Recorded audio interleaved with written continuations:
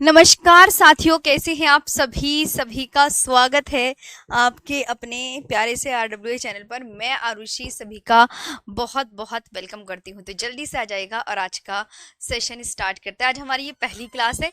I hope सब अच्छे होंगे, बढ़िया होंगे, और अब आप मेरे साथ बने रहेंगे जब तक ये सिलेबस कंप्लीट नहीं हो जाता है। तो कैसे हैं, एक बार गुड मॉर्निंग सभी को। गुड मॉर्निंग, गुड मॉर्निंग जी। बढ़िया से सेशन स्टार्ट करेंगे। देखो, 5 मिनट आप मुझे सब अपने देंगे। मैं आपको एक यकीन दिला दूं, एक आश्वासन दिला दूं कि मैं आपको ज्योग्राफी जो है नोट्स बनवाने नहीं आई हूँ कि तुम नोट्स बना लो अपनी कॉपी में, सुंदर सुंदर छाप लो। तो मैं ये चाहती हूँ कि जो सुंदर सुंदर छापोगे वो अपने दिमाग में छापो, लिखकर बाद में लिख लेना जब आपको मतलब टाइम मिले। फिलहाल मैं आज मेरी जो क्लास कराने का उद्देश्य है वो मैं क्लास में ही याद करवाऊंगी। मैंने अपना आपसे ये प्रण लिया हुआ है कि मैं अब जो भी क्लास करवाऊंगी उसमें मैं बच्चों को अपने साथ ही याद करवा दिया करूंगी कि उन्हें बस बाद में रिवीजन करने की आवश्यकता हो। और मैं बिल्कुल भी आपको परेशान नहीं करूंगी। मैं चाहती हूँ क्लास में याद करवाना। तो आप मेरे से कितना सहमत है? आप क्लास में याद करना चाहते हैं या लिखना चाहते हो? एक बार ये बता दो कि लिख नोट्स बनाना चाहते हो या बिल्कुल याद करना चाहते हो। बस, क्योंकि मैं पहले से ही अपने हाथों के लिखे हुए नोट्स लेकर आई हूँ। क्योंकि मैंने देखो, कोई भी मैं पीडीएफ नहीं यूज करूंगी। मैंने पहले ही अपने हाथों से सुंदर सुंदर नोट्स लिख लिए हैं आपके लिए, ताकि बस अब आपको पढ़ते हुए चलना है। अब आप बता दीजिए, लिखना चाहते हो या पढ़ना चाहते हो? अब जल्दी से बता के फिर बस मैं याद करवा दूंगी, चाहे हमें 1.5 घंटा क्यों ना लग जाए क्लास में। चाहे हमें क्लास में बस मैं याद करवाऊंगी आपको। मेरा मेन फोकस अब हर बैच में यही है कि मुझे अपने ही क्लास के अंदर बच्चे को याद कराना है, ताकि उन्हीं के पास और भी सब्जेक्ट होते हैं। तो बस मेरे दिमाग में यही है कि आप सबको मैं बिल्कुल अच्छे से याद करवा दूं सब चीजें। जितना मुझसे हो सके मैं उतना याद कराने की कोशिश करूं। जी, तो आप तैयार हो सारे? जी, आप मेरे साथ, मैं यकीन कर रही हूँ, प्रॉमिस कर रही हूँ, प्रीवियस ईयर के क्वेश्चन जैसे ही चैप्टर खत्म होगा मैं बिल्कुल प्रीवियस ईयर तुरंत दे दूंगी। लो भाई, ये रहे तुम्हारे प्रीवियस ईयर, अब इनमें टिक करो और बताओ कितने आंसर तुमने सही किए। प्रॉपर तुम्हें मैं वर्कशीट भी दूंगी। एक चैप्टर खत्म हो जाने के बाद मैं दूसरा चैप्टर कराने की नहीं तब तक। मैंने अपने आप से ही प्रॉमिस कर रखा है कि मैं ऐसे काम करूंगी। मैं अब बिल्कुल लिखाने पे ध्यान नहीं दूंगी, मैं सिर्फ याद कराने पे ध्यान दूंगी बस। तो अब हो गई है 10 मिनट की बात। आई होप अब मेरे साथ सब जुड़े रहेंगे, और जो भी बच्चा, सब क्लास में लाइव आओ। बस लाइव चाहिए मुझे क्लास में, मैं लाइव क्लास में याद करा दूंगी। अब पढ़ने पे ध्यान देते हैं। अब मैं बिल्कुल बात नहीं करूंगी आपसे। अब जो भी मैं आपसे पूछूंगी बस आप उसका कमेंट सेक्शन में आंसर आंसर लिखते चलना, और ये आराम से बनाते चलना। ठीक है, चलो अब पढ़ने पे ध्यान दो। मैं और अपने आप से पक्का प्रॉमिस करो कि हम ना इधर देखेंगे, ना इधर देखेंगे, ना आए देखेंगे, ना बाय देखेंगे। हम डिजिटल बोर्ड पे देखेंगे और बिल्कुल जो मैम कह रही है वो करते हुए चलेंगे। अपने आप से भी कसम खाओ ये। जी, ध्यान रखना बिल्कुल अच्छे से। मैं खुद, और आप यकीन मानो, आप प्रीवियस ईयर प्रैक्टिस सेट लगाओगे ना, कोई क्वेश्चन बाहर नहीं जाने दूंगी मैं। सब करवा के छोड़ूंगी, नई नई चीजें लेकर आऊंगी खोज के। अभी तो आज की आपकी ये पहली क्लास है। पहली क्लास में जितने भी आए दाएं बाएं सब लगेगा, मैं सब करवा दूंगी। चलिए अब पढ़ने पे ध्यान देते हैं। देखो, ज्योग्राफी, जियो का मतलब क्या होता है? अब मैंने आपसे कहा जी, जियो का मतलब है अर्थ, और ग्राफी का मतलब डिस्क्रिप्शन। ग्राफी का मतलब क्या है? डिस्क्रिप्शन। जी, डिस्क्रिप्शन। तो सबसे पहले तो ज्योग्राफी की कोई डेफिनेशन आएगी नहीं। ज्योग्राफी की कोई डेफिनेशन नहीं आएंगी। जी, तो बस आपको सिर्फ इतना सा सिंपल याद रखना है। पृथ्वी का वर्णन करना क्या कहलाता है? भूगोल कहलाता है। Description of the earth is called geography. Description of, है ना? ध्यान दें सभी, पृथ्वी का वर्णन करना क्या कहलाता है? भूगोल। मतलब भूगोल में हम किसका वर्णन कर रहे हैं? पृथ्वी का। सिंपल सी लैंग्वेज ये है। इधर देखो सभी, जियो का मतलब क्या है? एक बार मैं दो दो बार रिपीट करूंगी हर चीज, है ना? इरेटोस्थनीज को भूगोल का जनक कहा जाता है, भूगोल के पिता। ज्योग्राफी का अर्थ ये, जियो का मतलब अर्थ, ग्राफी का मतलब डिस्क्रिप्शन। अर्थ को हिंदी में क्या बोलते हैं? पृथ्वी। और डिस्क्रिप्शन का होता है मतलब वर्णन करना। सिलेबस लास्ट में है, सिलेबस भी लेकर आई हूँ। मैंने सोचा पहले आज क्लास करा देती हूँ, सिलेबस भी है। मैं लाई सब कुछ हूँ आपके लिए। अरे सिलेबस मैंने डिलीट कर दिया, कोई बात नहीं, इसमें ऐड करके दे दूंगी मैं, सिलेबस है मेरे पास। इसी पीडीएफ में लास्ट में ऐड कर दूंगी, टेंशन मत लो। मैं लेकर आई थी, मैं पता नहीं वो अचानक से हो गया डिलीट। हो गया। सिलेबस अभी दिखा दूंगी लास्ट में, लास्ट में दिखाऊंगी। जी, आगे बात करते हैं। अब इंडिया के नाम तुम्हें सारे याद करने हैं, इंडिया के नाम। जी, इंडिया के नाम पढ़ने हैं। इंडिया के कितने नाम हैं? पहले तो इंडिया, ये नाम किसने दिया, ये याद करो। जी जी, इंडिया नाम किसने दिया? ग्रीक। और इंडिया के कितने नाम हैं? इंडिया के कितने नाम हैं, यहाँ पे पढ़ो। आर्यव्रत, भारत, हिंदुस्तान, जम्बूद्वीप। एक बार अपने आप बोलो, चलो बोलो। बोलो अब क्या क्या बताया मैंने, दिमाग में सोचो क्या बताया मैंने। इंडिया के नाम मैंने क्या बताए? अब यहाँ पे नहीं है, अब आप बताओ, बताओ क्या बताया मैंने। आर्यव्रत बताया मैंने, भारत बताया, हिंदुस्तान बताया और जम्बूद्वीप बताया। एक बार और दोहराओ क्या क्या बताए, ऐसे याद होगा वरना याद नहीं होगा। इंडिया के नाम अभी मैम ने बताया, एक बार मैं दिखा देती हूँ। आर्यव्रत, भारत, हिंदुस्तान, जम्बूद्वीप। एक बार आप पढ़ो मेरे साथ। आर्यव्रत, भारत, हिंदुस्तान, जम्बूद्वीप। भारत के कितने नाम? 4 नाम। नाम बोलो, बोलने की कोशिश करो, बोलोगे तभी याद होगा। आर्यव्रत, भारत, हिंदुस्तान, जम्बूद्वीप। आर्यव्रत, भारत, हिंदुस्तान, जम्बूद्वीप। आर्यव्रत, भारत, हिंदुस्तान, जम्बूद्वीप।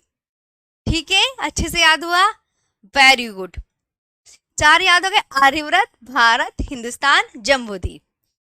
Clear clear. दो दो बार पढ़ लो। आर्यव्रत देखो इस तरीके से मैं दिखाऊंगी नहीं, वरना फिर याद नहीं होगा। आर्यव्रत, भारत, जम्बू द्वीप।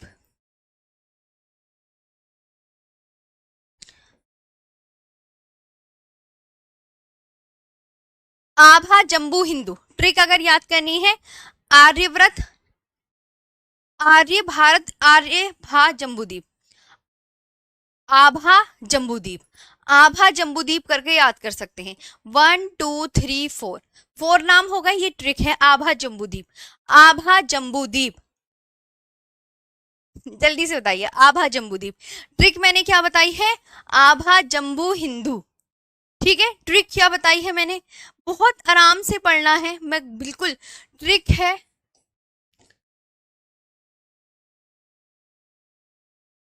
आ भा जम्बू और हिंदू। इसमें मैं पॉइंट्स भी ऐड करते हुए चलूंगी। आ से आर्यव्रत, भा से भारत, जैसे जम्बूद्वीप और ही से हिंदू। ट्रिक व्रिक सब बताऊंगी, ठीक है जी। अब यहां से आर्यव्रत नाम कैसे बढ़ा? तो भारत में बसने वाले आर्यों के नाम पर। भारत में आर्यव्रत में सबसे पहले देखो, आर्यव्रत है ना। अब मेरी बात देखो, देखो जब भारत वाले का नाम याद करेंगे तो इसमें आर्य पहले आएगा, लेकिन जब आर्यव्रत नाम याद करेंगे तो इसमें आर्य पहले नहीं आएगा, आर्यव्रत वाले में भारत पहले आएगा। तो आर्यव्रत नाम कैसे पड़ा? तो आप बोलोगे भारत में बसने वाले आर्यों के नाम पर। ओके जी।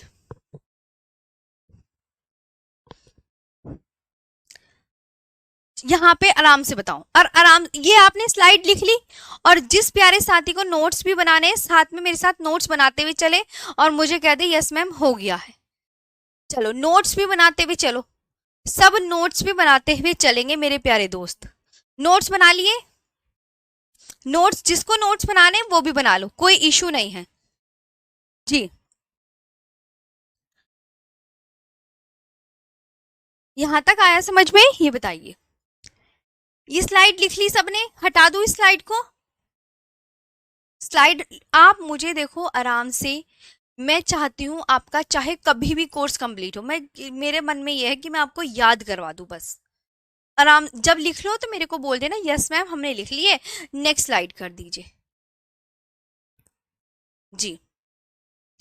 आगे आते हैं वाली, अब ये वाली स्लाइड, इसे लिख लो आराम से, और जो सुनना है उसे सुनते रहो आराम से जी।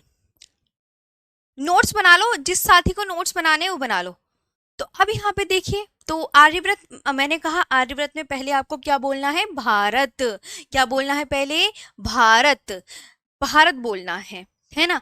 तो भारत में बसने वाले आर्यों के नाम पर आर्यव्रत नाम, तो आप क्या बोलोगे, भारत में बसने वाले आर्यों के नाम पर, in the name of Aryans who settled in India.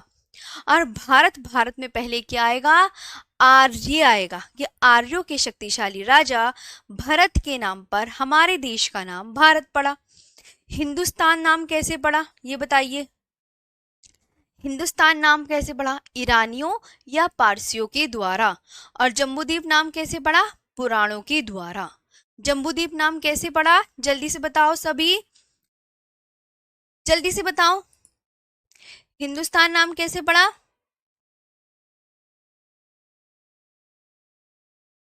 और अभी मैं यहाँ पे लिखते भी चलो साथ साथ में, मैं भी आपको नोट्स में भी पूछूंगी कि कैसे कैसे चीजें हुई हैं।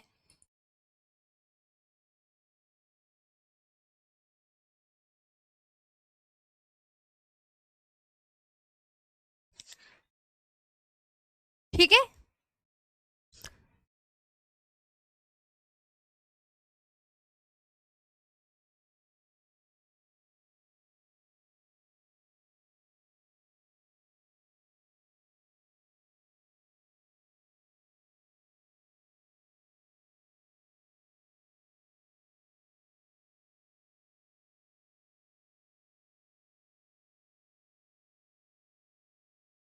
जी, जब आराम से लिख लोगे तब मैं आगे चलूंगी।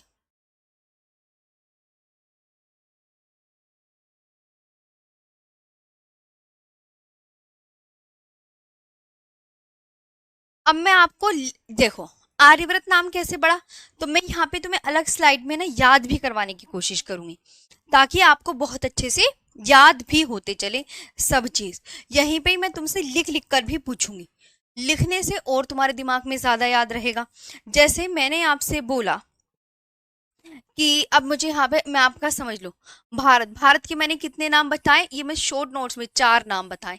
क्या क्या नाम बताए जल्दी से बताओ मुझे। तो आप बोलोगे मैम, एक ने आपने बोला कि आभा जम्बू हिंदू, आपने ट्रिक बताई है, आभा हिंदू जम्बू बताई है ना। तो आ से मैम हम आर्यव्रत याद रख लेंगे, बोलो। भा से भारत याद कर लेंगे, और कौन सा याद करेंगे, बोलते चलो, ऐसे थोड़ी याद होगा फिर। हिंदुस्तान याद कर लेंगे, और जा से जम्बूद्वीप याद कर लेंगे, है ना। ये अब यहाँ पे आपसे देखो, ये आपको कैसे याद करना है। लास्ट के दो तो बहुत इजी हैं, कि जम्बूद्वीप किसके द्वारा कहा गया है, आप बोलोगे मैम जम्बू पुराणों के द्वारा। किसके द्वारा, पुराणों के द्वारा।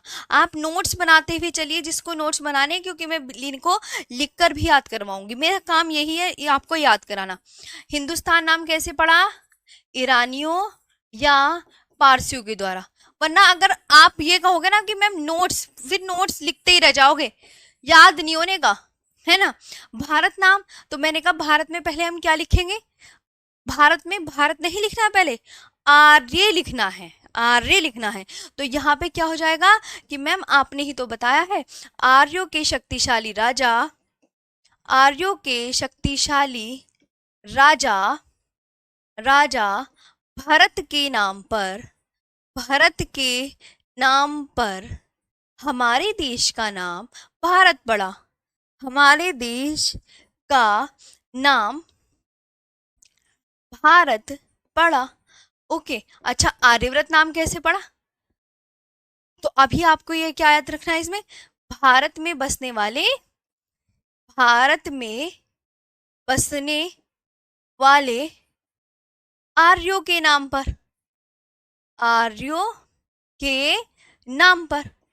क्लियर हो गया। अब बताओ, यहाँ पे आप ये मत सोचना मैं आपको लिख के समझा के जो मुझसे बन पड़ेगा वो सब करवाऊंगी। अब यहां तक आप बताओ जी। बहुत मजा आएगा अगर एक बार मेरे साथ ऐसे पढ़ोगे तो, मैं सीरियसली बता रही हूँ। तो ये याद हो गया पूरा, कोई दिक्कत कोई इश्यू, इतना बता दो। फिर इसके बाद दूसरी स्लाइड पे चलते हैं। दूसरी स्लाइड, भारत को जम्बूद्वीप किस काल में कहा गया, अब तो ये फैक्चुअल डाटा है, तो ये तो आपको याद करने वाली चीजें हैं कि भारत को जम्बूद्वीप किस काल में कहा गया, बताना जरा। भारत को जम्बूद्वीप किस काल में, इसको 2 बार पढ़ो। भारत को जम्बूद्वीप, जम्बू में बै आ रहा है खुद, तो जम्बू में बै आ रहा है यानी बोध काल में। जम्बू में क्या आ रहा है, बा आ रहा है, तो उसी से ही याद करना है, बोध काल में। ठीक है, जम्बू, भारत को जम्बूद्वीप किस काल में, बोध काल में। जी, जिसको नोट्स बनाने हैं वो नोट्स बनाइए, कोई इशू नहीं है, मैं आराम से ही पढ़ाऊंगी। जी, फिर बोध, जम्बू में क्या आ रहा है, सुनो ध्यान से, जम्बू में क्या आ रहा है, बा आ रहा है, जम्बू में क्या आ रहा है, बा, तो यानी कि भारत को जम्बूद्वीप किस काल में कहा गया, बोध काल में। भारत का आकार कैसा है, भारत का आकार कैसा है, चतुष्कोणीय, quadrilateral, shape of the India quadrilateral. State कितने हैं, 28। केंद्र शासित प्रदेश कितने हैं, 8। क्षेत्रफल कितना है, 3287,263, 3287,263, बताओ, 3287,263। आपको याद रखना है कि उसके लास्ट में भी 3 है और उसके शुरू में भी 3 है, उसके लास्ट में भी 3 है, वो क्षेत्रफल बिल्कुल सही होगा। कुछ ना दिमाग में ऐसे रखना है, वो यहाँ पे 64 भी दे सकता है, यहाँ वो 65 भी दे सकता है, यहाँ वो 66 भी दे सकता है ना। तो आप यहाँ पे 3, यहाँ पे 3, यहाँ पे कि अच्छा शुरू में भी 3 और लास्ट में भी 3, शुरू में भी 3 लास्ट में भी 3, इतने पे फोकस कर लोगे तो अपना आप ही ट्रिक मार के आ जाओगे। मतलब वहां पे आपको खुद यकीन हो जाए, हाँ मैम ने बताया था क्षेत्रफल में कि शुरू में भी 3 आएगा और लास्ट में भी 3 आएगा, शुरू में भी 3 आएगा, लास्ट में भी 3 आएगा। तो इससे अगर पूरा भी किसी को याद नहीं होता तो आप इस तरीके से याद कर सकते हो। ओके नीलेश मेरे प्यारे भाई, आपको याद नहीं करना है, आपको क्लियर करनी है ज्योग्राफी, नोट्स बना के सजाना नहीं है। कुछ बच्चे बस नोट्स बना के सजा लेते हैं, पढ़ते नहीं है बिल्कुल भी। जी, अब इधर आओ सुरेंद्र प्यारे भाई, एक बार मेरे साथ पढ़ो आराम से। भारत विश्व का कौन सा बड़ा देश है, सातवां, सातवां, सातवां बड़ा देश। तो अच्छा, क्षेत्रफल में क्या याद रखोगे कि शुरू के में 3 है, लास्ट में 3 है, अगर किसी को वैसे याद नहीं होता, वरना आप बताओगे 3287,263 वर्ग किलोमीटर। 3287 मुझे याद करवाना है, वरना बुक आपके पास है, हर स्रोत आपके पास है पढ़ने के लिए। जी जी, 3 3 हो गया। ये स्लाइड आपने, अगर कोई लिख रहा है नोट्स बना रहा है तो लिख लीजिए। चलो एक बार, भारत को जम्बूद्वीप किस काल में कहा गया, तो आप क्या बोलोगे, भारत, जम्मू, जम्बू में बै आ रहा है मैम, हम उसी से याद रख लेंगे, बोध काल में। क्लियर। भारत का आकार कैसा है, चतुष्कोणीय, राज्य 28, केंद्र शासित प्रदेश, और दोनों में लास्ट में 8 8 आ रहा है। मेरी आवाज तुम्हें एग्जाम हॉल में सुनाई देगी कि दोनों में लास्ट में 8 8 आ रहा है, स्टेट में भी और केंद्र शासित प्रदेश में भी। क्षेत्रफल में कि मैडम ने बताया था कि इधर भी 3 लास्ट में भी 3, तो 3287,263 यही एग्जैक्ट है, यही आपको टिक मार के आनी है। भारत विश्व का कितने नंबर का बड़ा देश है, 7th largest country in terms of area. अब बताइए जी, हो गया यहाँ तक जी,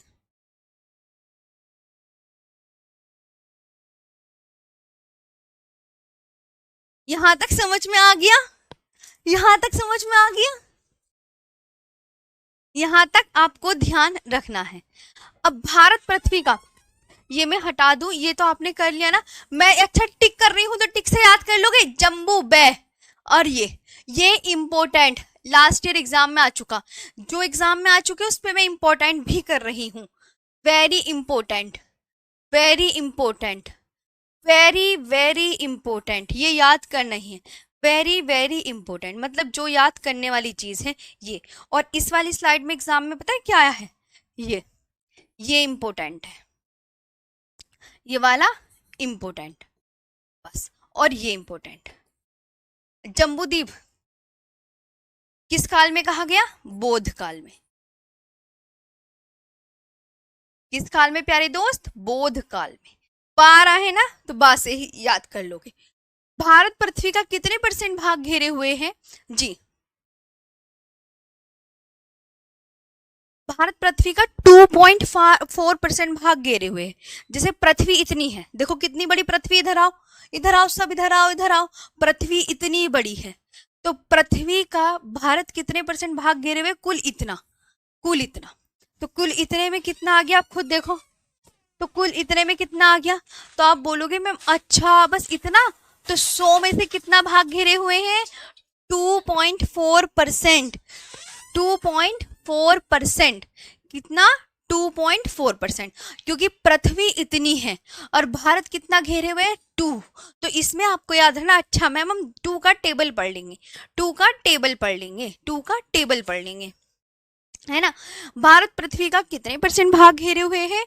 2.4%। यानी क्या याद करना है? 2 का टेबल, 2 1 जा 2, 2 2 जा 4, 2 1 जा 2, 2 2 जा 4, ये आपको याद रखना है। भारत पृथ्वी का कितने % भूभाग घेरे हुए हैं? 2.4%।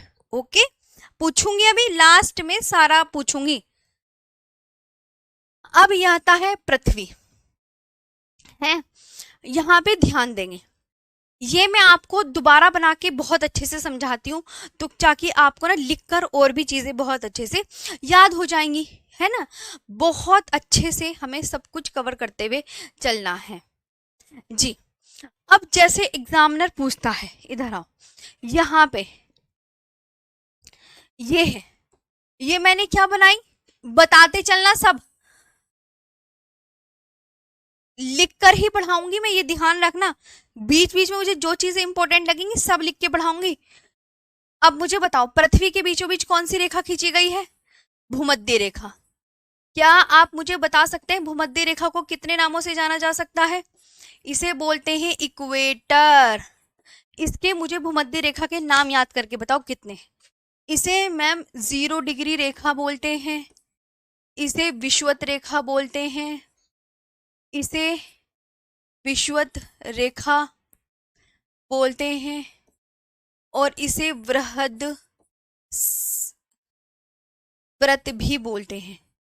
वृहद व्रत यानी ग्रेट सर्कल भी बोलते हैं। ये हो गया, याद करो भूमध्य रेखा के कितने नाम, चलो मेरे साथ पढ़ो, इक्वेटर, 0 डिग्री रेखा, विषुवत रेखा, और ये वृहद व्रत, ग्रेट सर्कल। इसे ग्रेट सर्कल क्यों कहा गया? आप इधर आओ, क्यों कहा गया?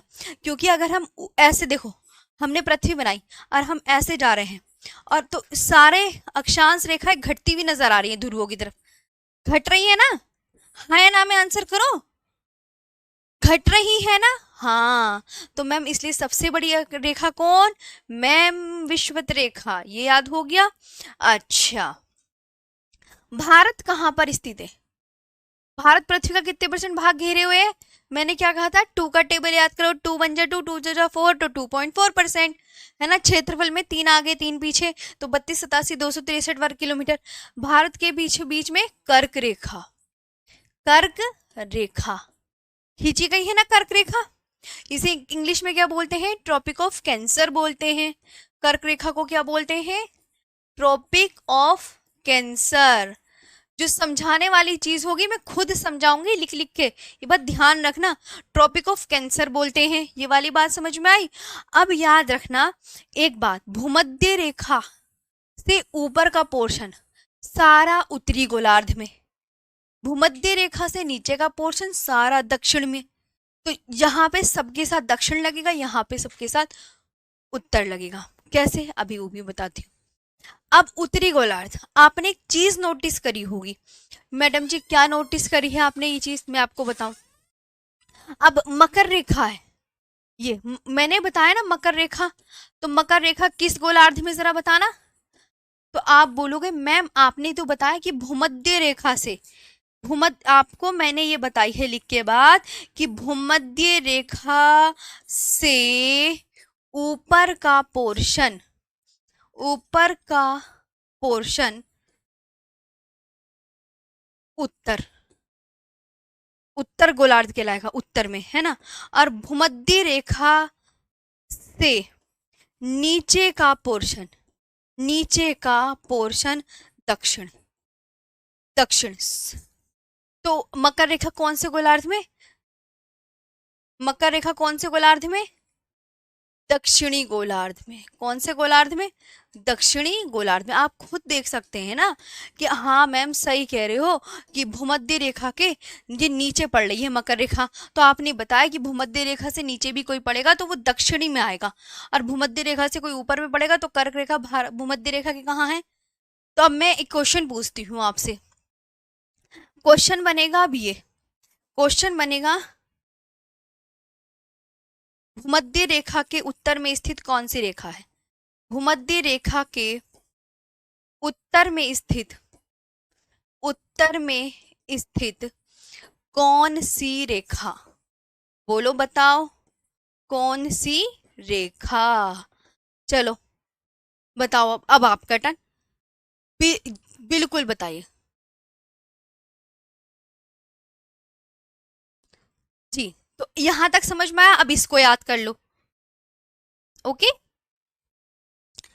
जी, मैंने आपको प्यारे दोस्त कसम खा रखी है ना, तुम सब इधर देख रहे हो, इधर देखो प्लीज, तभी याद होगा वरना याद नहीं होने का। मैं पूरा कोशिश कर रही हूँ, मैं लिखकर पढ़ाऊंगी, ये मेरा आपसे वादा है, हर चीज समझाने वाली सब लिखकर पढ़ाऊंगी मैं, चाहे आपका कितना भी समय क्यों नहीं लग जाए, होने दो खर्च। बिल्कुल तुम्हें ज्योग्राफी अच्छे से बढ़ानी है, बस मेरे दिमाग में ये ठाना हुआ है। तो भूमध्य रेखा के उत्तर में स्थित कौन सी रेखा, आप क्या बोलोगे मैम जी, अब तो आपने याद ही करवा दिया हमें, कर्क रेखा है। तो एक बार हम दोबारा से रिपीट करें, रिपीट कर ले, बस अब तो याद हो जाएगा। शाबाश, सबका सही आंसर आ रहा है, ठीक है हो गया ना। चलो अब इसको रिपीट कर लो। यहाँ मैंने आपको बताया यही वही चीज है, क्योंकि ऐसे तो अभी से देखो, ये है हमारी प्यारी सी पृथ्वी, पृथ्वी के बीचों बीच कौन सी रेखा खींची गई है, तो आप बोलोगे मैम पृथ्वी के बीचों बीच भूमध्य रेखा। फिर मैंने कहा भूमध्य रेखा के नाम पढ़ो, नाम पढ़ो सब, इक्वेटर, 0 डिग्री रेखा, विषुवत रेखा, बृहद्वृत्त, ग्रेट सर्किल। ओके ये है भूमध्य रेखा के नाम, याद करना 1 2 3 4, चार नाम अलग हैं। भूमध्य रेखा के उत्तर में स्थित कौन सी रेखा, कर्क रेखा। भूमध्य रेखा के दक्षिण में कौन सी रेखा, मकर रेखा। कर्क रेखा को इंग्लिश में क्या बोलते हैं, इधर देखो जल्दी से, तो ट्रॉपिक ऑफ कैंसर बोलते हैं। मकर रेखा को इंग्लिश में क्या बोलते हैं, तो आप बोलोगे ट्रॉपिक ऑफ कैप्रिकॉर्न। अक्षांश और देशांतर का जो चैप्टर है वो एक अलग चैप्टर है, वो मैं आपको वर्ल्ड ज्योग्राफी में कराऊंगी, जितने भी हाँ मेरे दोस्त सुन रहे हैं। अगर कोई कह रहा है मैम अक्षांश देशांतर बता दीजिए, तो वो मैं आपको बताऊंगी वर्ल्ड ज्योग्राफी वाले चैप्टर में, पक्का वाला प्रॉमिस। ओके यहां तक आया समझ में। अब देखो एक कहानी और बड़ी इंटरेस्टिंग सी है, कहानी पता कैसे इंटरेस्टिंग सी है, कहानी में ये ट्विस्ट हो रहा जाता है, आपने आपको नोटिस करने को बोलेगा कि भाई आप ना वर्ल्ड मैप देखो उठा के, वर्ल्ड मैप देखो। अब भैया आपने वर्ल्ड मैप देख लिया उठा के, अब जब आपने वर्ल्ड मैप उठा के देखा तो आपको करना क्या है, आपको ये करना है कि ऊपर का ये उत्तरी गोलार्ध है ना, ये कि भूमध्य रेखा से ऊपर का पोर्शन क्या है, कि सभी चीज मैम उत्तरी गोलार्ध में आएंगी, भूमध्य रेखा से नीचे का पोर्शन दक्षिणी गोलार्ध, यानी कि मैम सदर्न हेमिस्फीयर, इंग्लिश में भी लिख दूं याद हो जाएगा अच्छे से, सदर्न हेमिस्फीयर, और ये नॉर्दर्न हेमिस्फीयर।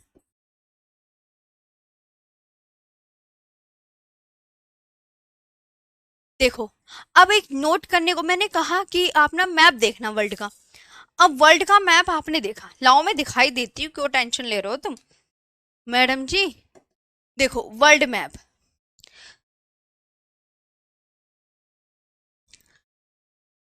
वर्ल्ड मैप आपने उठाया, अब देखो इस मैप को हमने लिया, ले लिया भाई ले लिया, देखो चेक करो जरा इस वर्ल्ड मैप में, आपको आपको आपको जैसे इसे हमने क्या करा, सब चीजें बताएंगे आपको। मैंने कहा दोस्त इसको मैंने दो भागों में डिवाइड कर लिया, भारत के बीचों बीच से कर्क रेखा होकर गुजर रही है ना, हाँ तो कर्क रेखा यहाँ से, विषुवत रेखा विश्वत भूमध्य रेखा यहाँ से होकर गुजरती है अफ्रीका दक्षिण अमेरिका के, जो बहुत अच्छे से याद आ रहा है, ये तो यहीं से होके गुजरेगी कुछ इस तरीके से। हाँ ये है। अब ये आपको याद रखना है, कुछ इस तरीके से ये गुजर रही है। हाँ ये है, ये कौन सी रेखा है प्यारे दोस्त? ये आपकी भूमध्य रेखा है, ये भूमध्य रेखा। अब इससे आपको क्या नोटिस करना, मैंने कहा ये उत्तरी गोलार्ध है ऊपर का, ये क्या है? बोलते रहो, ऐसे याद नहीं होगा, बोलने से याद होगा। ये क्या है? ये उत्तरी गोलार्ध है। भूमध्य रेखा के ऊपर का पोर्शन क्या कहलाता है? उत्तरी गोलार्ध, है ना। भूमध्य रेखा से नीचे का पोर्शन ये है आपकी भूमध्य रेखा। भूमध्य रेखा से नीचे का पोर्शन, तो आप बोलोगे मैम ये दक्षिणी गोलार्ध। अब आप खुद ऑब्जर्व करके बताइए कि आपको, आप किस गोलार्ध को स्थलीय गोलार्ध कहेंगे, ये बताओ। हाँ जी 2.4 है अनुज कुमार जी, बताओ आप किस गोलार्ध को स्थलीय गोलार्ध कहेंगे, आप किस गोलार्ध को जलीय गोलार्ध कहेंगे? मुझे बताओ, आपको जल, इस गोलार्ध दक्षिणी गोलार्ध में जल ज्यादा दिख रहा है? पृथ्वी ये है जो ग्रीन ग्रीन है, पूरे वर्ल्ड में पृथ्वी ये, तो स्थल कहाँ पर सबसे ज्यादा दिख रहा है और जल आपको सबसे ज्यादा कहाँ दिख रहा है? ये जो ब्लू ब्लू कलर का है ये है हमारी पृथ्वी पर जल, ये ब्लू ब्लू पूरा वाटर। तो आप खुद नोटिस करोगे मैम हमें स्थल तो इस पे ज्यादा देख रहे हैं, क्योंकि ये north America continent, south America कुछ पार्ट, ये यूरोप, एशिया, अफ्रीका, कि मैम इसमें स्थल ज्यादा है। तो उत्तरी गोलार्ध को हम क्या कहेंगे? स्थलीय गोलार्ध कहेंगे। और दक्षिणी गोलार्ध को हम क्या कहेंगे? मैम इसमें तो हमें जल ज्यादा दिख रहा है, तो इसलिए इसे हम क्या कहेंगे? जलीय गोलार्ध कहेंगे। इंग्लिश में वाटर हेमिस्फीयर कहेंगे, वाटर हेमिस्फीयर, और इसे लैंड हेमिस्फीयर कहेंगे। क्या ये बात आपको राजी सही लग रही है? ये बताओ हाँ या ना। क्लास में ही आपको मैं याद करा दूंगी अगर आप सब मेरे साथ प्रॉमिस करके पढ़ोगे। जी प्लीज प्रॉमिस कर लीजिएगा कि हम याद करेंगे क्लास में। कितने बच्चे लाइव हैं? मजा आया पढ़ने में? देख लिया आज हाँ मैम देख लो, वाह शाबाश, ठीक है। तो आप देखो, हाँ क्योंकि मैम ये आप खुद देखो ना, हाँ मैम आप सही कह रही हो, क्योंकि धरती तो ये पूरे कॉन्टिनेंट है, तो और इस पे देखो कितने कम है, इस पे पूरा पानी पानी, तो ये हो गया क्लियर, शाबाश। चलिए वॉइस के चक्कर में मत जाओ, वॉइस स्वीट है। तो अब यहाँ देखो, ये कहानी मैंने यहाँ लिखी हुई है, इधर आ जाओ सब, सब इधर आ जाओ, सब घूम घाम के इधर आओ। ये है पूरा गोला, पूरे गोले के आधे आधे भाग को गोलार्ध कहते हैं, पूरे गोले के आधे आधे भाग।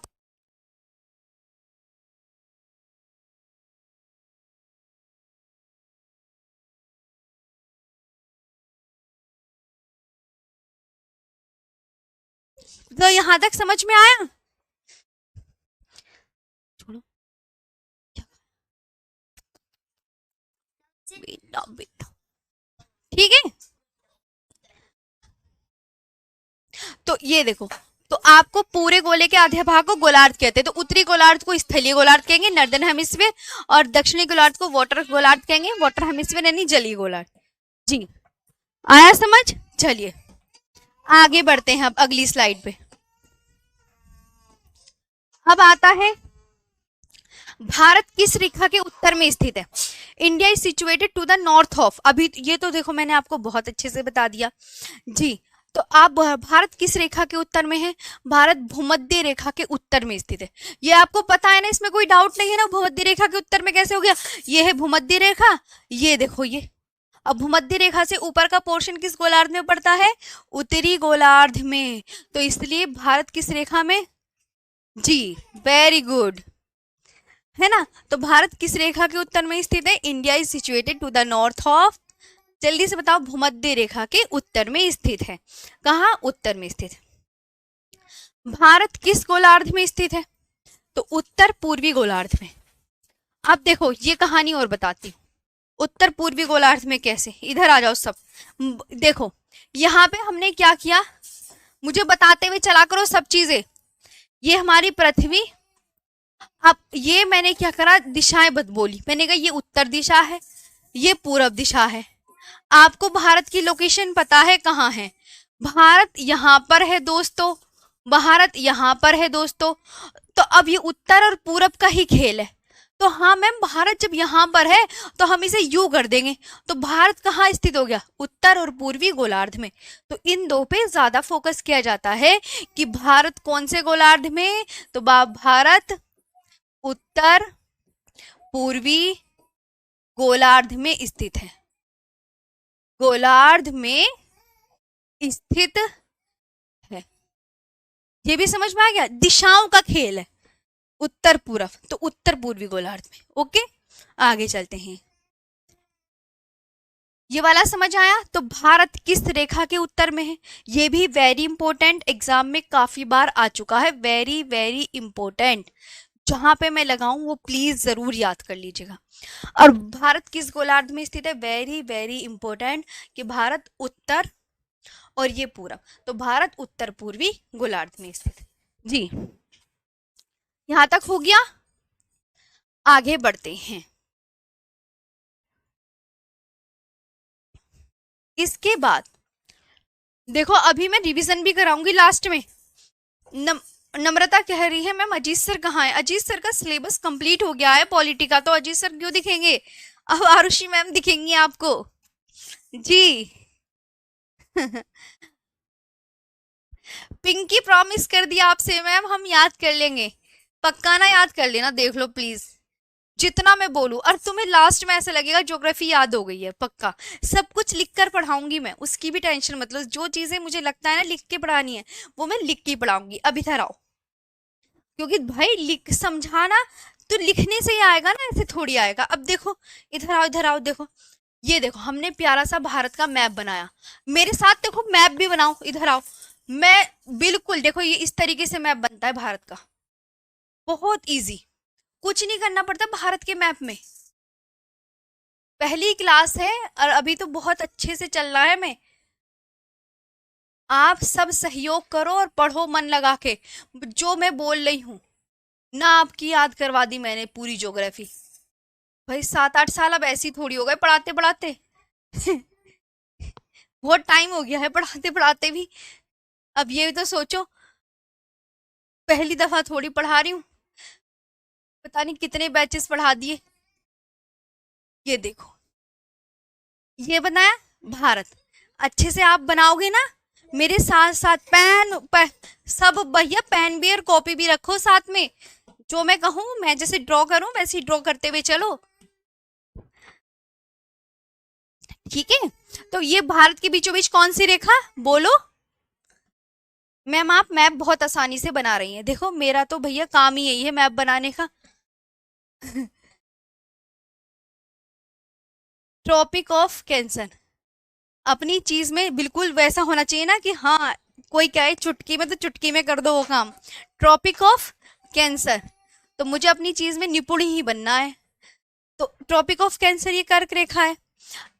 भारत किस कटिबंध में, क्वेश्चन आता है भारत किस कटिबंध में है, तो कटिबंध के लिए कर्क रेखा बहुत इंपॉर्टेंट है जी।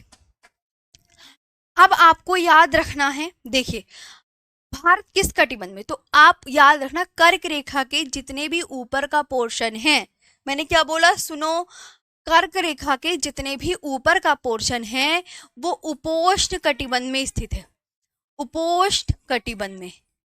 और कर्क रेखा से नीचे का पोर्शन वो उष्ण कटिबंध में स्थित है। तो इसलिए भारत दो कटिबंध में हो गया। तो भारत कितने, भारत उष्ण व उपोष्ण दो कटिबंध में स्थित है। कर्क रेखा से ऊपर का पोर्शन किस कटिबंध में, उपोष्ण। कर्क रेखा से नीचे का पोर्शन उष्ण कटिबंध में। तो भारत किस कटिबंध में, जल्दी बताओ?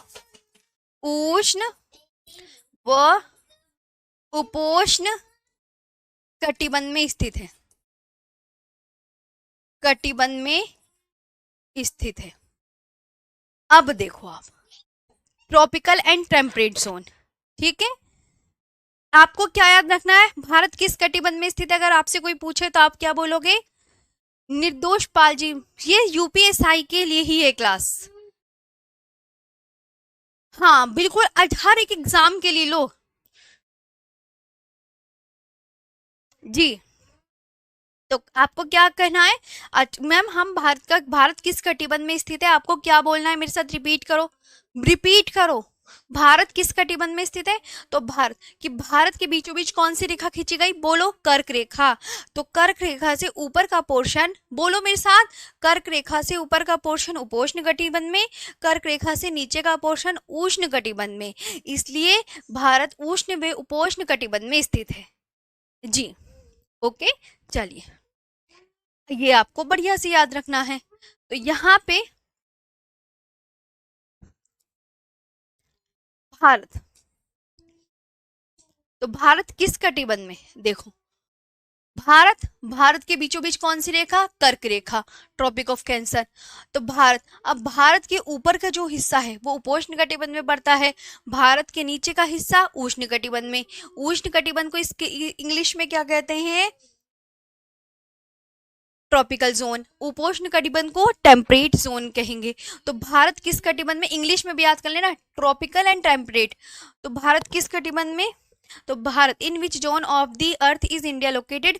उष्ण व उपोष्ण कटिबंध में स्थित है जी। यहां तक क्लियर जी? आराम से पहले मुझे बता दो, कोई इशू परेशानी? 49 मिनट हो गए हैं, आपको कहीं प्रॉब्लम हुई हो तो प्लीज मुझसे शेयर करें, प्लीज रिक्वेस्ट है आप सबसे, जल्दी बताओ।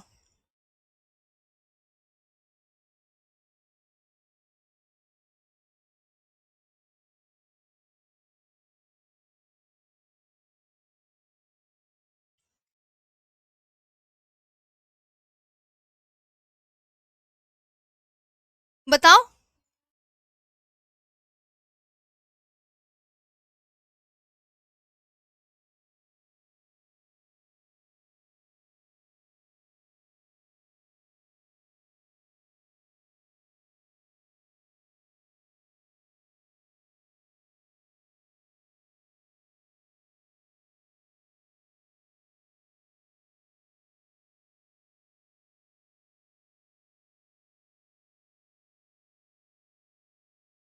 यहां तक समझ में आया सभी साथियों को?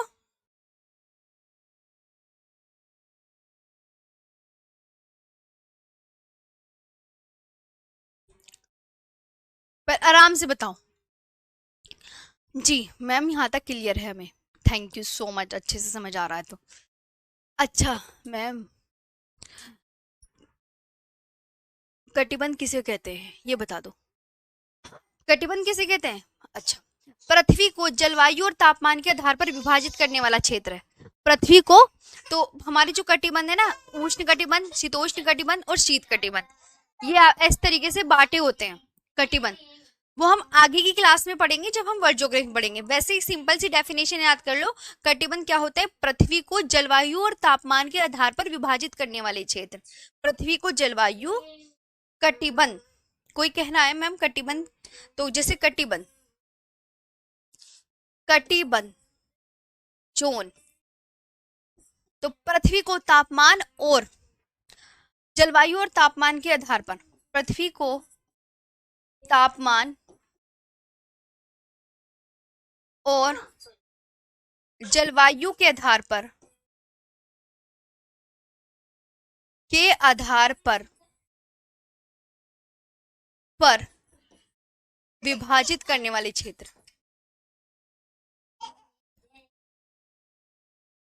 वाले क्षेत्र, ये आपको याद रखना है।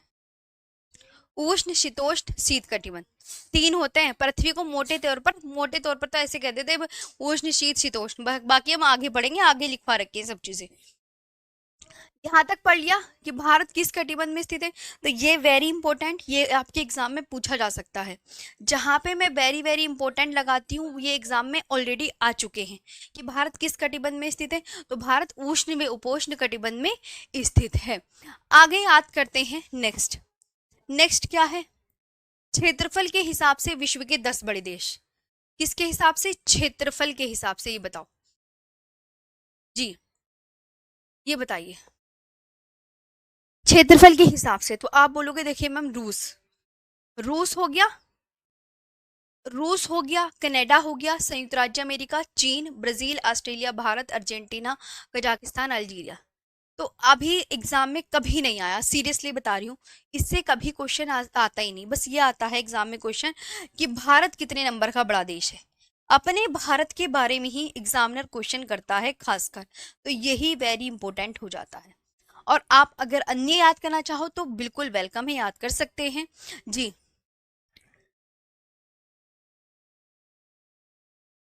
शुरू के आप याद कर सकते हो मैम, RCUCPAI, बस इंडिया तक याद कर लो अगर याद करना है तो। रूस चाइना RUC, है ना, RCUC है ना, RCUC। तो रूस, कनाडा, यूएसए, चीन, ब्राजील, ऑस्ट्रेलिया, इंडिया। आपको सिर्फ 7 याद करने हैं शुरू के, सिर्फ 7 याद करने हैं। ओके, मैं चाहती हूँ कि क्लास में ही याद करवाऊं, बस मेरा मोटिव ये है आपको। और मैं इस साथ में लिख भी रही हूँ, समझा भी रही हूँ। मैं हर वो एक काम करूंगी जिससे आपका अच्छे से आ जाए। और ये जो है, ये हमेशा याद रखना, ये यूएसए 3rd नंबर पर ही है, क्योंकि वहां पे मैंने इसका क्षेत्रफल भी लिखवा रखा है कितने किलोमीटर में है। कोई बात नहीं, इंग्लिश में कर लो, कोई दिक्कत नहीं होगी। ऐसे बिल्कुल टाइम नहीं लगेगा। मैं 7-8 साल हो गए हैं पढ़ाते हुए। मैं थोड़ी पहले बैच थोड़ी पढ़ा रही हूँ। 2 महीने में इजीली खत्म हो जाएगा। तो हम चलो 3 महीने ले लेंगे, चलो 4 महीने ले लेंगे। अभी कौन सा नोटिफिकेशन आ गया है जो तुम्हें जल्दी हो रही है? मैं तो तुम्हें 4 महीने तक भी पढ़ा दूंगी, तुम अपनी सोचो तुम्हें क्या पढ़ना है।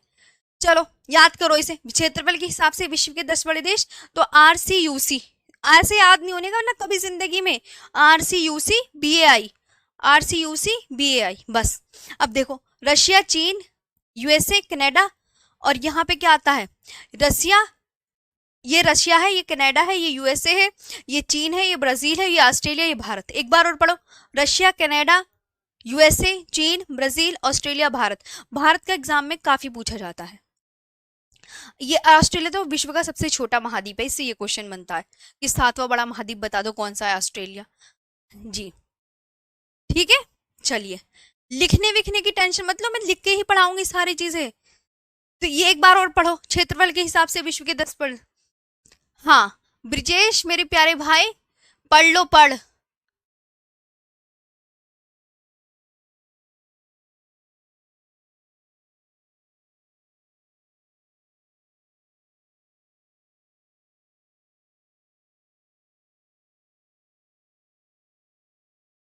ठीक, हो गया।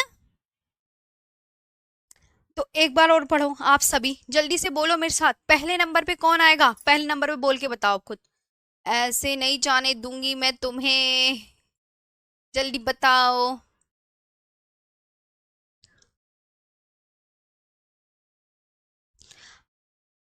तो आप बोलोगे मैम, अच्छा अब मैं हटा देती हूँ स्लाइड, ये आपको तब पता चलेगा। चलो बताओ, लाइन से बताओ। सबसे बड़ा देश रूस, फिर यह तो ऐसे भी आता, रुक ची, रुक ची, आ, रुक जाओ, मैंने एक ट्रिक बनाई थी। ट्रिक तो मैं वही बना के दिखाती हूँ। अगर वो ट्रिक आपके काम की हुई तो आप जरूर वेलकम है। रुक, रुक ची, ब्रा आभा, ब्रा आ भा, जो आपको मस्त लगे वो ट्रिक याद कर लो। ये दोनों ट्रिक है कि इससे पढ़ना है। रुक ची ब्रा आभा, 1 2 3 4 5 6 7, कम से कम 7 तो एटलीस्ट याद हो जाएंगे। तो प्लीज यहाँ पे आप फोकस करें। 1 2 3 4 5 6 7, रुक ची ब्रा आभा। कौन सी ट्रिक आपको बेस्ट लग रही है, ऊपर वाली नीचे वाली? जो आपको मन है वो पढ़ लो, ट्रिक भी बहुत आएंगी। 3rd नंबर पे अमेरिका है, ये बात ध्यान रखना, गलत मत कर देना, मैं पहली बता रही हूँ। हाँ, ओके।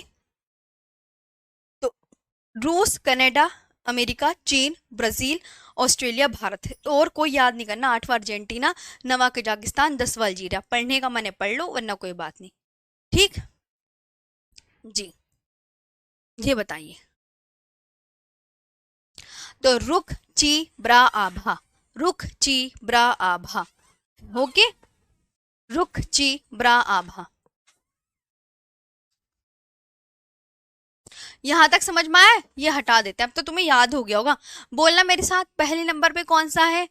रूस। दूसरे नंबर पे कनाडा। तीसरे नंबर पे विश्व का सबसे बड़ा देश बताओ। चलो अब मुझे, मैं आपसे पूछ रही हूँ, विश्व का सबसे बड़ा देश, पहले नंबर पे रूस, दूसरे नंबर पे कनाडा, तीसरे नंबर पे अमेरिका, चौथे नंबर पे चीन, पांचवें नंबर पे ब्राजील, छठे नंबर पे ऑस्ट्रेलिया, सातवें नंबर पर हमारा प्यारा भारत। ओके, चलो, रुख ची ब्रा आभा, रुख ची ब्रा आभा। ओके, क्या याद करोगे? रुख ची ब्रा आभा। क्लियर है? और भारत कितने नंबर का है? भारत विश्व में कितने नंबर का? सातवां बड़ा देश बताओ फटाफट, सातवां बड़ा देश। ये भारत कितने नंबर पर सबसे बड़ा देश है? ऐसे क्वेश्चन पूछेगा, भारत कितने नंबर पर सबसे बड़ा देश है या सातवां बड़ा देश कौन सा है। दो क्वेश्चन इस तरीके से बन सकते हैं। आगे बढ़ते हैं। अब आते हैं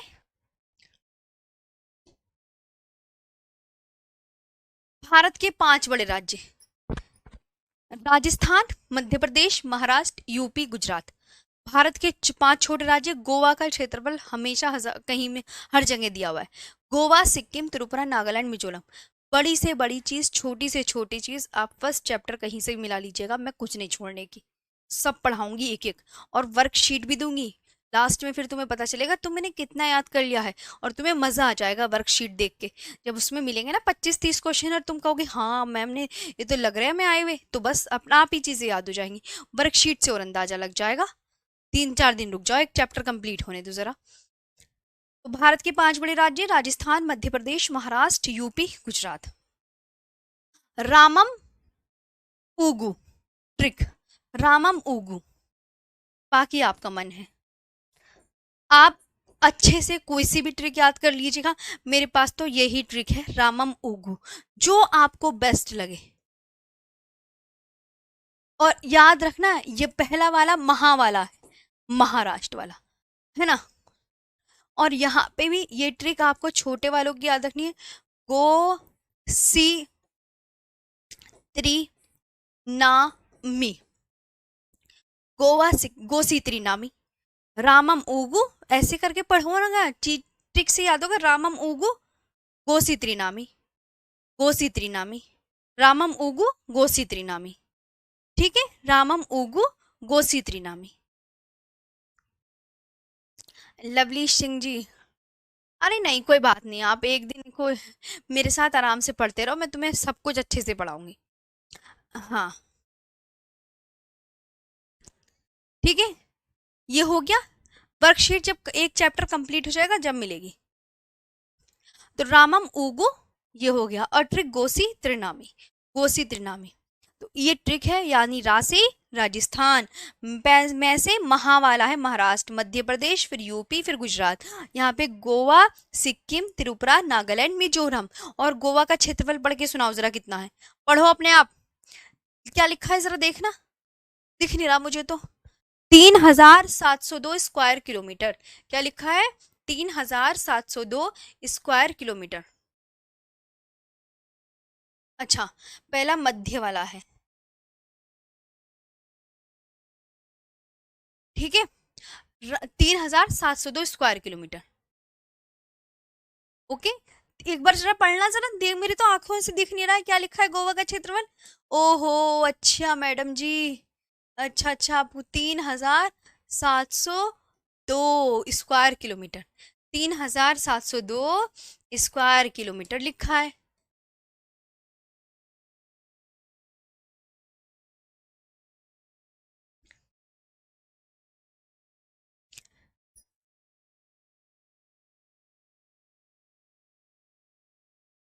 ठीक है, 3702 स्क्वायर किलोमीटर। आगे, भारत के 5 बड़े जिले। ट्रिक कलेजा बीबा, ट्रिक कलेजा बीबा, ट्रिक भी होगी मेरे साथ, लिख कर भी होगा, और याद कराना भी होगा। तीनों ही जिम्मेदारी है मेरे पे, लिख कर भी पढ़ाना है जो इंपॉर्टेंट चीजें हैं जी। तो कलेजा बीबा, कच्छ, लेह, जैसलमेर, बीकानेर, बाड़मेर। कच्छ कहाँ पर? गुजरात में। लेह लद्दाख में। जैसलमेर बीकानेर बाड़मेर राजस्थान में। जी। जी। मैम टाइम हो गया, छोड़ दो। पणजी है गोवा की कैपिटल। हाँ। तो कलेजा बीबा, भारत के 5 बड़े जिले, क्या याद रखोगे? कलेजा बीबा, ट्रिक याद कर लेना, कलेजा बीबा, है ना, कलेजा बीबा, कलेजा बीबा। तो कच्छ, लेह, जैसलमेर, बीकानेर, बाड़मेर। कच्छ कहाँ पर है? गुजरात में। लेह कहाँ पर है? इसे देखो, इधर आओ, सब इधर आओ, सब इधर आओ। कच्छ कहाँ पर है? गुजरात स्टेट में। लेह कहाँ पर है? लद्दाख स्टेट में। जैसलमेर, बीकानेर, बाड़मेर तीनों राजस्थान में। कलेजा बीबा ट्रिक पढ़ो, कच्छ, लेह, जैसलमेर, बीकानेर, बाड़मेर। कच्छ, लेह, मेरे साथ पढ़ो, ये सीक्वेंस वाइज है। कच्छ, लेह, जैसलमेर, बीकानेर, बाड़मेर। जी। मजा आया? बस एक स्लाइड और रह गई और खत्म, आज का सेशन ऑफ। बढ़िया। भारत का सबसे छोटा जिला, बस लास्ट स्लाइड है, बड़ा ही इंपॉर्टेंट, बड़ा ही मजेदार, पुदुचेरी। पुदुचेरी भारत का, पढ़ो तुम, पढ़ो पढ़ो जल्दी से पढ़ो। बस हाँ, टाइम ओवर, तो मेरी स्लाइड भी यही बची है, खत्म हो गया सारा। इतना ही लाई हूँ बस आज आपके लिए। आई होप आपको सेशन बड़ा मस्त लगा होगा और याद भी हो गई होंगी चीजें। मुझे बिल्कुल ग्रुप में बताना, टेलीग्राम ग्रुप में, कि देखो याद हो गई है मैम। प्लीज अच्छे से पढ़ लो, बस आप सबसे रिक्वेस्ट है, लिख कर पढ़ाऊंगी।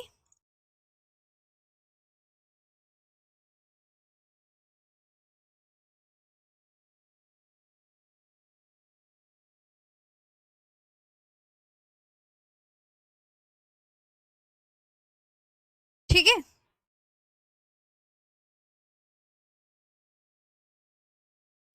देखिए, पुदुचेरी, नाम तो सुना ही सुना है कि हाँ मैम, भारत का केंद्र शासित प्रदेश है पुदुचेरी। पुदुचेरी जिसे पहले किस नाम से जाना जाता था भाई? पुदुचेरी को। ध्यान से कहानी भी सुननी है, मैं बीच बीच में कहानी भी सुनाती हूँ, बड़ी मजेदार वाली, इंटरेस्टिंग। अच्छा, पुदुचेरी को पहले किस नाम से जाना जाता था? पुदुचेरी को पहले पौंडीचेरी के नाम से जाना जाता था। ये क्या है? ये स्टेट है या केंद्र शासित प्रदेश? अच्छा मैम, ये तो स्टेट नहीं है, ये तो केंद्र शासित प्रदेश है। तो ये पुदुचेरी क्या है? एक केंद्र शासित प्रदेश है। यह आपको याद रखना है, ये 4 अलग अलग जिलों से मिलकर बना है। देखो, 4 जिले, 1 2 3 4, 4 जिले हैं पुदुचेरी के। दिमाग में क्या बिठाना है मैम? इसका पुराना नाम पांडिचेरी। क्या है ये? केंद्र शासित प्रदेश। इसके कितने जिले? 4 जिले। और वो कहाँ पड़ते हैं? अलग अलग राज्यों में पड़ते हैं, ये भी याद रखना है। 4 जिलों के नाम क्या है? यनम, पुदुचेरी, कराईकल और माहे। यनम, पुदुचेरी, कराईकल और माहे। जी।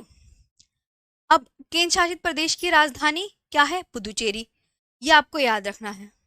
और ये जो है पुदुचेरी 18वीं शताब्दी, यानी ये किसके शासन के अधीन था? ये फ्रांसीसियों के अधीन था, फ्रांसीसियों के अधीन। जब 1 नवंबर 1954 को इसे भारतीय संघ में मिला लिया गया। हाँ, ये याद रखना, पहले ये फ्रांस के अधीन में था।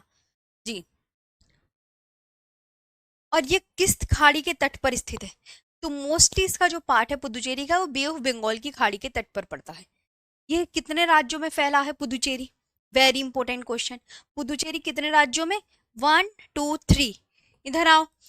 आंध्र प्रदेश, तमिलनाडु, केरला, कितने राज्यों में फैला है? आंध्र प्रदेश में इसका कौन सा स्टेट पड़ता है? यनम। पुदुचेरी, तमिलनाडु में इसके कितने स्टेट पड़ते हैं? 2, पुदुचेरी और कराईकल। और माहिम इसका एक, केरला में फैला है। जी। पुदुचेरी का प्रमुख त्योहार पोंगल। पोंगल पुदुचेरी का प्रमुख त्योहार अगर कोई पूछे तो मैम पोंगल त्योहार है यहाँ का। त्योहार अगर याद करना चाहो, किसी का मन है, तो पोंगल, पोंगल। ओके, पोंगल, ये आप याद कर सकते हैं। पुडुचेरी में कई खूबसूरत समुद्र तट भी हैं। खूबसूरत समुद्र तट, अगर यहाँ पे कोई कहने लगे मैम समुद्र तट है क्या यहाँ पे, मैंने कहा हाँ जी, इन्हें अलग ही जो लिखवा दूं पुदुचेरी के इसमें। पुदुचेरी, अभी ये मैप से दिखाऊंगी, जैसे पुदुचेरी है। त्योहार बता दो यहाँ का। मैम त्योहार तो पोंगल है, पोंगल। और ये किसके अधीन था? फ्रांसीसियों के अधीन था।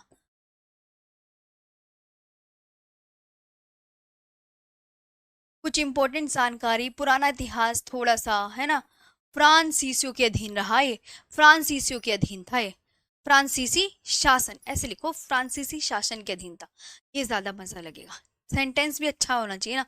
फ्रांसीसी शासन के अधीन था। 5-10 मिनट अगर ऊपर हो जाया करेंगे तो प्लीज इशू मत करा करना, है ना, वो तो हो ही जाते हैं जी। और यहाँ के समुद्र तट, जैसे मरीना बीच चेन्नई में है, तो पता चल रहा है पुदुचेरी का समुद्र तट पूछ लिया तो क्या बताओगे? पूछ लेता है मरीना बीच जैसे। तो प्रोमेनेड बीच, प्रोमेनेड बीच, प्रोमेनेड बीच, मतलब ये जैसे मरीना बीच है ना, वैसी बीच बता रही हूँ तुम्हें, है ना। और पैराडाइज बीच, और कौन सा बीच है? पैराडाइज बीच, बस इतना याद कर लो। अगर एक्स्ट्रा इन्फॉर्मेशन थोड़ा और याद करनी होती तो मैं चीज़ें ना, जैसे हर उसमें हमारे तो आपको पता है 7-8 साल में तो चीज़ें मैं ऐड करती हुई चली जाती है, तो ये चीज़ें मैं ऐड करती रहती हूँ बीच बीच में। अच्छा, कि फ्रांसीसी शासन के अधीन था। यहाँ पे पुडुचेरी में कई समुद्र, खूबसूरत समुद्र तट भी हैं, जैसे कि प्रोमेनेड बीच और पैराडाइज बीच है। यहाँ के लोग ज़्यादातर तमिल, तेलुगु, मलयालम, फ्रेंच और अंग्रेजी भाषा बोलना पसंद करते हैं। और ये कहाँ भी, ज़्यादातर इसका पार्ट बंगाल की खाड़ी के तट पर है। ये आपको याद रखना है, ये आपको पढ़ना है।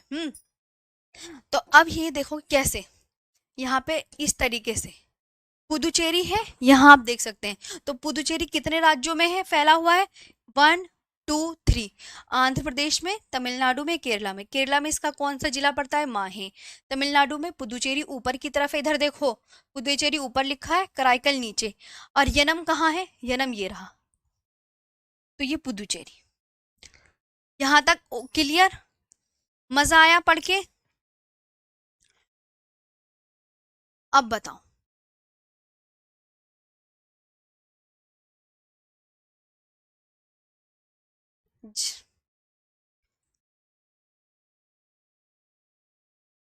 हाँ, और भी बहुत कुछ है अभी बताने के लिए, अब कल बताएंगे, वरना ऐसे कुछ ज्यादा हो जाएगा फिर, है ना।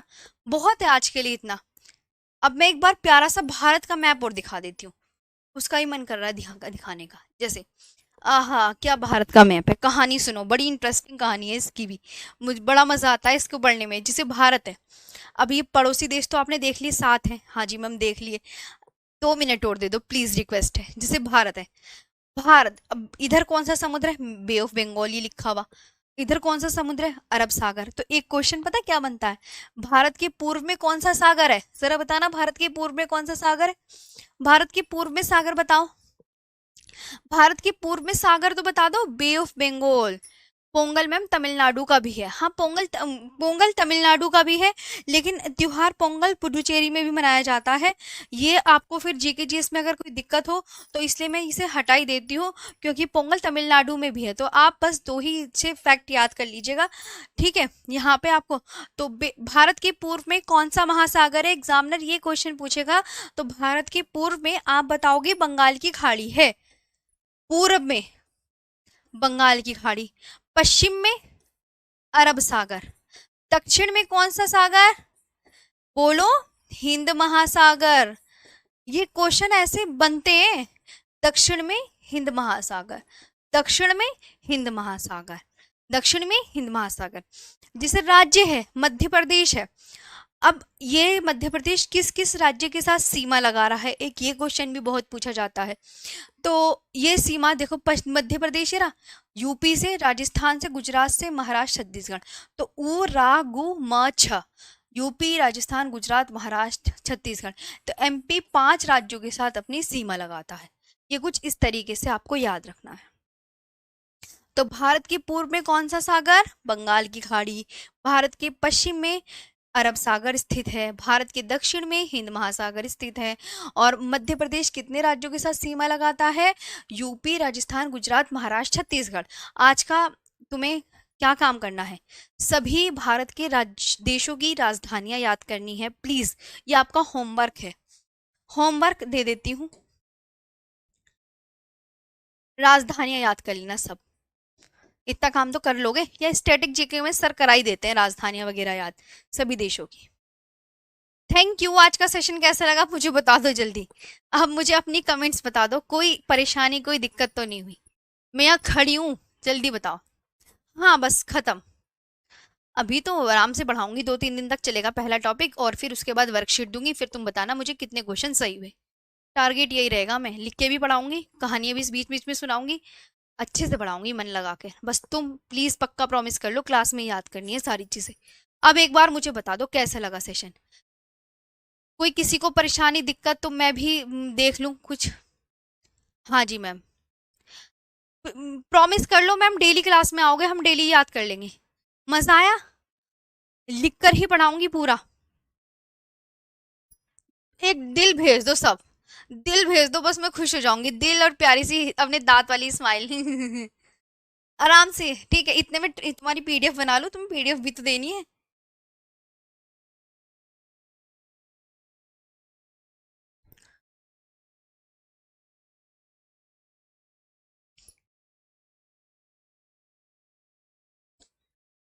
पीडीएफ बना लो।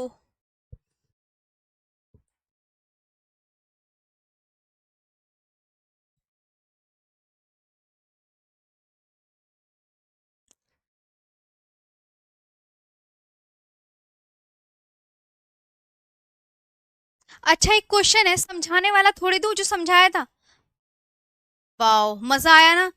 Thank you so much, thank you, बहुत दिल से शुक्रिया, thank you thank you thank you. बस चलो, मैं पहली क्लास थी, मैंने सोचा हो इतने सारे आप मेरे साथ रहेंगे, पता नहीं क्या होता है।